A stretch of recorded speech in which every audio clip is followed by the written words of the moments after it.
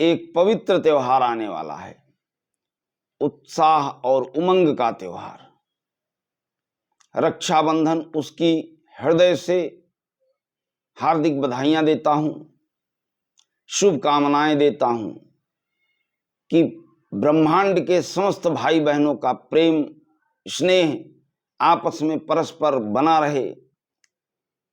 ये एक बहुत ही रक्षाबंधन बहुत ही पवित्र त्योहार है, प्रसिद्ध त्योहार है पूरे ब्रह्मांड का, सभी लोगों का।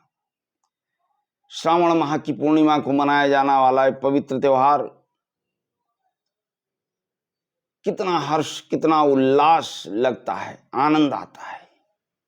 बहनें तरह तरह के पकवान लेकर के, मिष्ठान लेकर के, इस सूत्र को लेकर, कच्चे धागे को भाई के पास दौड़ते हुए प्रेम से स्नेह से पहुंचती हैं और भाई भी बेसब्री से इंतजार करता है अपनी उस बहन का, उस स्नेह और प्रेम का, कि आकर के जिस समय ये कच्चा धागा, कच्चा सूत भाई के हाथ में बहन बांधती है, वो प्रेम और उमंग अनुभव करने वाली चीज है, अनुभूति वाली चीज है।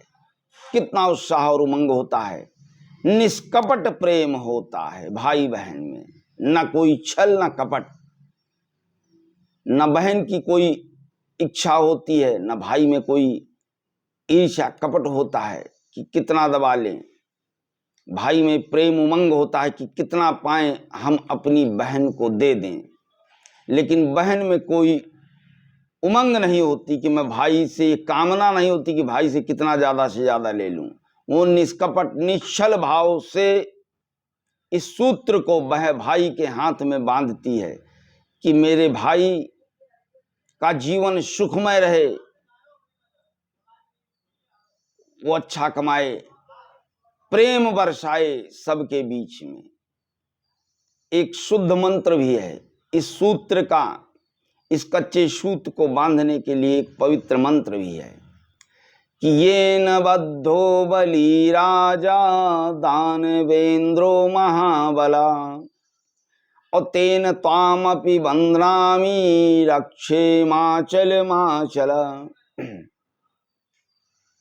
ये आज से नहीं त्योहार चल रहा, आदिकाल से, आदिकाल से ये पवित्र त्योहार इस ब्रह्मांड में चल रहा है। उमंग भरा त्योहार, उत्साह भरा त्योहार।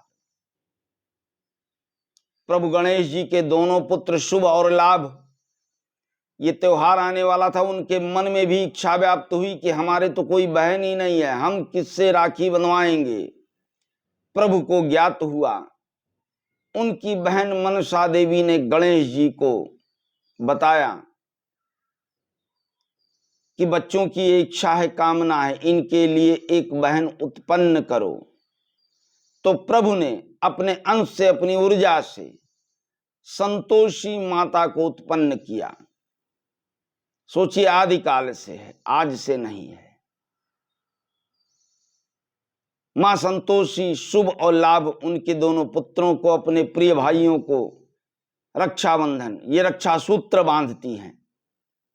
सब प्रेम से मिलते हैं। भगवान कृष्ण ने जब शिशुपाल का वध किया था तो चक्र चलाते समय उनकी उंगली कट गई, रक्तधार बहने लगी। द्रौपदी देख रही थी।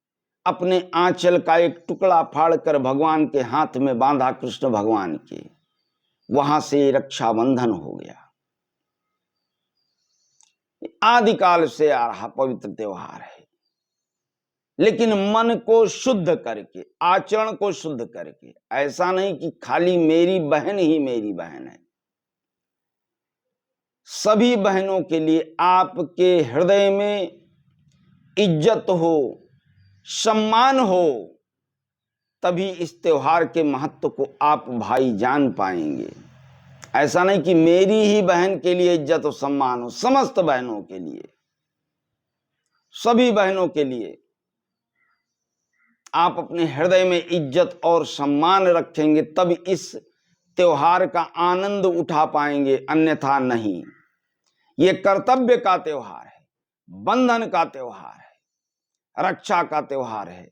रक्षाबंधन का मतलब ही है रक्षा प्लस बंधन, कि हे भाई मैं अपनी रक्षा के लिए, अपने स्वाभिमान की रक्षा के लिए, अपने अभिमान की रक्षा के लिए सूत्र को तेरे हाथ में बांध रही हूं।